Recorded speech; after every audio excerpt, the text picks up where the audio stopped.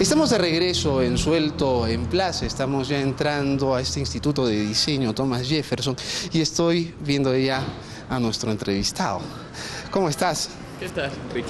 ¿Cómo estás? Diego Sanz, como les dije, es un diseñador gráfico especialista en tipografía, es decir, en las letras. Las letras que utilizamos tienen moldes, tienen cosas, es lo que utilizamos para escribir.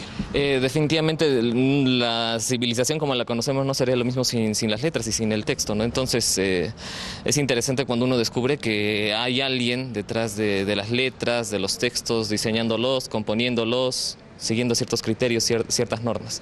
Bueno, hace como, no sé, más de 20 años yo salí de la universidad y con un grupo de amigos pusimos una agencia de publicidad. Me encargaba de la parte periodística, de prensa, pero teníamos una parte de diseño gráfico, ¿no es cierto? Pero ahí buscábamos las tipografías en la computadora. Nunca nadie hablaba de gente que se dedicara a crear tipos de letras. No, y en realidad es algo que en sí la tipografía, la impresión a través de tipos móviles que desarrolló Gutenberg ya tiene más de 600 años, ¿no? Entonces es algo interesante que el sistema que en un momento fue casi artesanal, ahora que es más democrático gracias a la tecnología, a veces las personas no piensan que hay un proceso detrás de eso y muchos piensan que simplemente aparecen en la computadora, ¿no? Vienen ya con el sistema, pero hay mucho trabajo detrás de eso. A mí me gustaría poder ver un poco, porque quiero a través de ti poder mostrar a la gente que nos ve el trabajo de diseño gráfico, el trabajo de la tipografía y tus letras. ¿Tú crees que podemos ir a ver un poco tus trabajos, tus bocetos, esas cosas? Sí, pasemos para que tengo ahí justamente tanto las herramientas manuales y algunas de las digitales que utilizo como para que podamos ver cómo es este proceso, ¿no? Yo estuve leyendo algunas entrevistas que te han hecho y una de las cosas que decían es que tú eras autodidacta porque te interesaste un poco por esto, pero no encontraste nadie aquí en el país que supiera tipografía. Sí, es interesante que en el caso de nuestro país, a nivel de Sudamérica, somos el primer país que tiene una imprenta, llegada de España obviamente. La primera de todo el continente fue mexicana. En lo que es Sudamérica, el Perú, después llegó obviamente a Argentina y otras partes del continente, pero lo particular es de que en el siglo XX, buena parte de tiempo después, nunca se ha llegado a desarrollar la enseñanza de la tipografía como materia en los institutos de diseño, en las universidades, sí está presente, pero no se llega al punto en el que se explica o se enseña cómo es ya el desarrollo de una fuente, que es la versión actual de los tipos móviles, ¿no? Fuentes digitales. Es curioso, yo alguna vez le dije, antes de esta entrevista, a alguna gente que era un tipógrafo y lo primero que se les vino a la cabeza fue Gutenberg o los periódicos y decían, bueno, un tipógrafo es el que armaba las letras para una imprenta, ¿no es cierto? El término viene de ahí, ¿no? Definitivamente el desarrollo de la tipografía como sistema de impresión, como sistema de escritura mecánico, digamos, viene de Gutenberg. El término original viene de ahí, ¿no? Hay áreas de lo que ahora se conoce como tipografía, como la caligrafía, como el diseño de palabras o textos específicos que se han incrustado en cierto modo dentro de lo que es la tipografía. Y por ejemplo, en el caso de la caligrafía existió siglos, milenios antes de lo que fue en sí ya la impresión mecanizada, ¿no? de textos. Entonces, un poco como para tal vez mostrar de lo que trata a veces el proceso. En muchos casos, definitivamente se recurre a lo que son herramientas clásicas o básicas, que obviamente parten desde lo que es de un lápiz hasta lo que son ya herramientas como plumas de corte ancho, que son las herramientas tradicionales de práctica para lo que es la caligrafía, definitivamente lo que es la caña o cálamo, principalmente, que se trabaja, se talla a mano, y otro tipo de herramientas que facilitan el poder trabajar letras, no solo de un modo estético, sino que también, digamos, al tener una pluma de punta ancha, lo que permite es generar trazos que generen mayor contraste simplemente con un trazo, ¿no? Diego, pero la gente que nos está viendo está diciendo, este tipo está loco. ¿Cómo va a utilizar eso si estamos en la época de la computadora y todo eso? O sea, todo esto se puede hacer en la computadora. ¿Para qué tiene que usar pinceles, plumas o hacer instrumentos de caña como este, ¿no? Que me parece realmente muy interesante, que no lo sabía. ¿Esto lo has hecho tú? Sí, no, inclusive no es necesariamente las mejores elaboradas, pero bueno, es algo que me animé a hacer. ¿Qué es lo que permite este tipo de cosas? Lo que permite es conocer la letra, su estructura, conocer mucho de lo que vemos en las letras, en su estructura, está relacionado a la herramienta con la que se escribe. El simple ejemplo, por ejemplo, viendo acá, en el caso de esta página, estuve utilizando esta herramienta que es un poco más moderna, no son como esas plumas, es un plumón de caligrafía que tiene la punta ancha y por lo tanto me permite realizar trazos que generan, si yo manejo en un sentido, generan un grosor, si yo los trabajo en otro. Y por lo tanto, al generar las letras se genera ese movimiento. Pero si yo utilizo otro tipo de herramientas, como por ejemplo estos plumones con punta tipo pincel, genero automáticamente otras formas. Por ejemplo, en el caso de esta letra A. Está determinado mucho por la herramienta que yo utilizo. Entonces, muchos tipógrafos, siempre cuando partimos de un diseño, está muy asociado a cuál es la herramienta que se ha dibujado. Por ejemplo, dentro de mis bocetos. Eso me encanta el cuaderno de bocetos. Tú dijiste alguna vez, él es profesor aquí de diseño gráfico, y tú dijiste en una entrevista, en los institutos de diseño gráfico no se debe estar enseñando Photoshop y los efectos que se están haciendo. Lo básico que aprender es a diseñar. Por lo tanto, diseñar es bocetar, ¿no es cierto? Es crear equilibrios. Diseñar es pasar por un proceso en el que primero uno tiene que identificar qué es lo que quiere lograr, qué es lo que quiere comunicar, cuáles son esos objetivos que se tienen que alcanzar. Ya sea un proyecto personal o sea un proyecto comercial. En lo que es el diseño uno tiene que tener claro cuál es el público al que está dirigido, cuáles son las características que identifican este público, y de ese modo uno puede lograr una pieza de diseño que cumpla lo mejor posible aquello que se desea. Por ejemplo, un caso sencillo de paso que me sirve para hablar acerca de lo que es el diseño. Me tocó desarrollar esta pieza publicitaria para el instituto donde trabajo, ¿no? El Thomas Jefferson, y justamente lo que queríamos era promocionar la carrera, y un poco de lo que buscamos hablar fue acerca de esto, ¿no? Que no es simplemente dibujar bien, no es solo el hecho de hacer bocetos, porque hay muy buenos diseñadores que no son necesariamente ni ilustradores ni artistas, ¿no? Que es la idea que se tiene. Entonces, el proceso de diseño tiene que ver con, por ejemplo, en el caso de este proyecto que desarrollan nuestros alumnos, era el empaques y la marca para un chifa, ¿no? Lo que él se enfocó, obviamente, fue hacia un público juvenil, pensó en un nombre que al final fue Dragón Rojo, y desarrolló una mascota, un personaje, y fue desarrollando distintos envases y demás. Cada pieza de diseño tiene que cumplir con ciertas características. Por ejemplo, cuando diseñé este folleto en el que teníamos que hablar de las características de la carrera, lo que queríamos mucho era que, por ejemplo, los jóvenes que postularan a la carrera se viesen identificados. Entonces, obviamente, utilizamos a nuestros alumnos como referencia, los mostramos en los ambientes de trabajo, partiendo desde el dibujo, obviamente, porque todos siempre partimos de ahí, lo que es ya el uso de tecnología con las computadoras y demás, pero un diseñador también tiene que tener la capacidad de poder fundamentar ante el cliente o ante cualquier persona por qué es que hizo lo que hizo. Algo que, por ejemplo, yo les digo a mis alumnos, nunca deberían de fundamentar o justificar su trabajo diciendo utiliza de tal color porque me gusta, ¿no? Una compañera cuando yo era estudiante decía, usé el rojo porque el rojo me da hambre, ¿no? Entonces, tal vez su percepción sí era real y es probable que el rojo le diera hambre, pero es mucho mejor y tiene más sustento y fundamento decir, por ejemplo, el color rojo lo asociamos a cosas como el fuego, el sabor, la cocina, y eso le da un mayor sustento al trabajo ante un cliente o ante cualquier persona. Hay una idea errada de que el diseño es mucho de inspiración o de iluminación, ¿no? Pero pasa por un proceso, ¿no? Hay excepciones en las que la primera idea, tal cual, es el producto final, pero muchas veces tenemos que pasar por pruebas, errores, hacer impresiones, armar, desarmar, rearmar las cosas hasta que llega a eso, ¿no?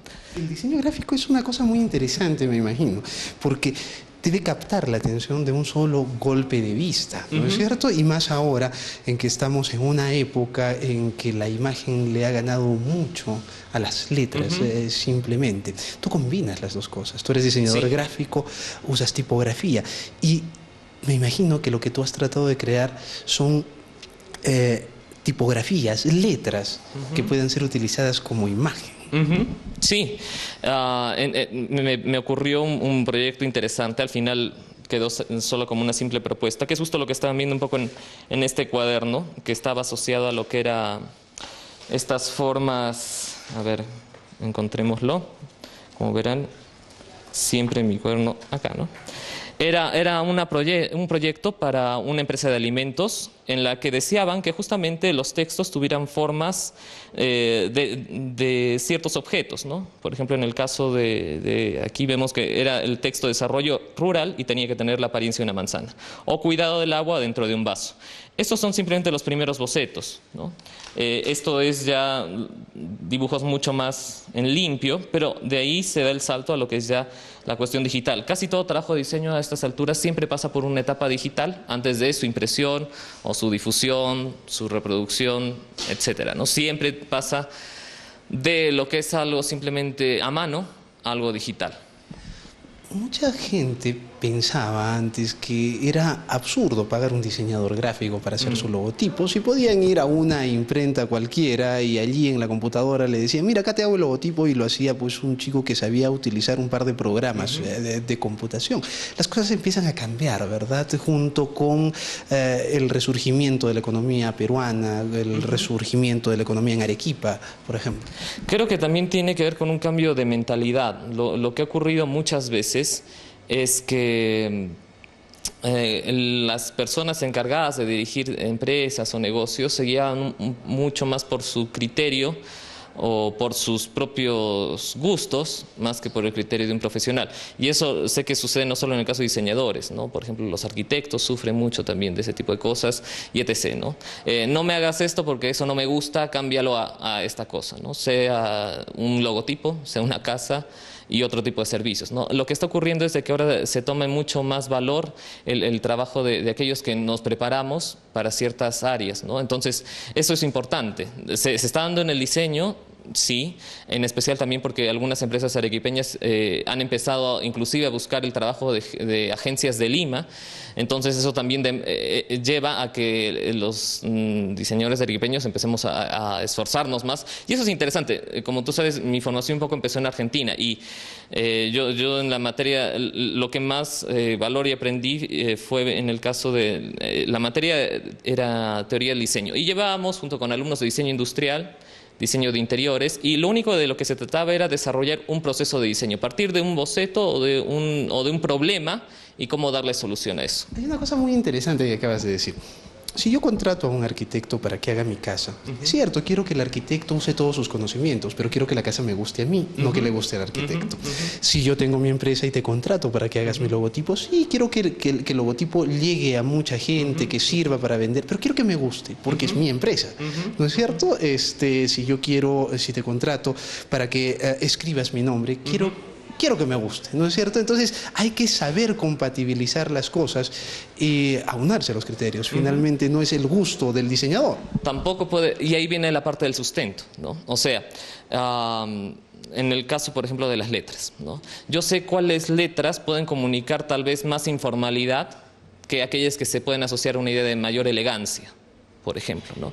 Entonces, obviamente lo que yo pueda proponer no quiere decir que es algo absoluto, y por lo general yo siempre trabajo presentando algo al cliente, me indica cuáles son las cosas que le parecen que se deben modificar o las cosas que le parece que están mal, se revisa, se corrige hasta que se llega al final. Es un proceso, ¿no? Nunca sucede a la primera, pero lo que muchas veces también ha ocurrido es de que simplemente uno presentaba algo y le decía, bueno, esta es mi propuesta fundamentada por tales características. Bueno, pero no me gusta. Ya, pero ¿qué es lo que está mal? ¿Qué es lo que no te agrada? No, simplemente no me gusta. Mejor mira, tengo esto acá guardado, haz esto. Entonces, eso es lo que yo veo que está cambiando de a pocos, ¿no?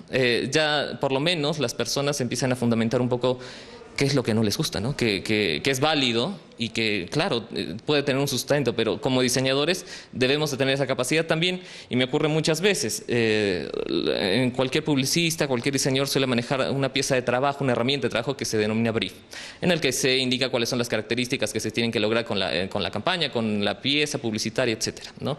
Los clientes no saben qué es eso. Entonces, a veces solo depende de una conversación, de una charla, de ir preguntando a qué se dedica tu empresa, cuántos años tiene, quién es su competencia. Entonces uno ya puede ir delimitando aquellas cosas que debe y que no debe hacer. Algo que, por más que le guste al diseñador o al cliente, por ejemplo, no debería hacer es utilizar, por ejemplo, los mismos colores que utiliza la competencia, ¿no? Se puede ver modificaciones, cambiar, pero lo ideal siempre es diferenciarse. Entonces, ese tipo de parámetros son los que los diseñadores tenemos que ir desarrollando en el trato a las personas, que son nuestros clientes, en ir conociendo a los distintos grupos o públicos a los que vamos a tener que trabajar, a quienes están dirigidas nuestras piezas de trabajo, y también la capacidad de poder recurrir a un banco de imágenes y una memoria visual para poder aplicar a los proyectos, ¿no? Diego, quiero mostrar estos calendarios. Sí. Esto me parece muy interesante. Es el calendario 2011 y el calendario 2012, pero son calendarios distintos, ¿no es cierto? Distintos en cuanto a lo que contienen cada uno, ¿no? Porque el concepto es principalmente, el calendario se llama tipodarium, y cada calendario tiene la particularidad de que cada día del año viene una tipografía distinta.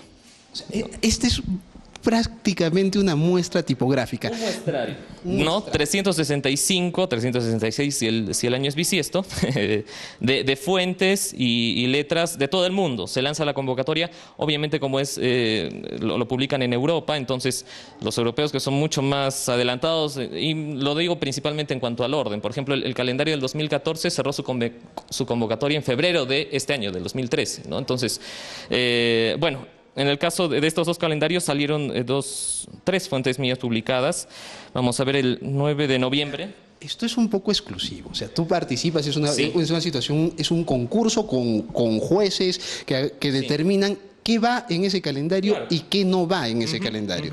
Y tú colocaste 3 de las fuentes del tipo de letra que tú habías creado. Sí, en el calendario de este año inclusive hay 2 proyectos en los que estoy trabajando actualmente, pero bueno, el 9 de noviembre del 2011 salió publicado lo que es Quincha, ¿no? Que bueno, es distribuida por Cosijo Tai. Bueno, nos los vas a explicar allá, me imagino, lo vamos a poder ver más grande en una pantalla. Pero Quincha es yo decía en la introducción del programa que es la reproducción de un muro inca, ¿no es cierto? Esa era la idea.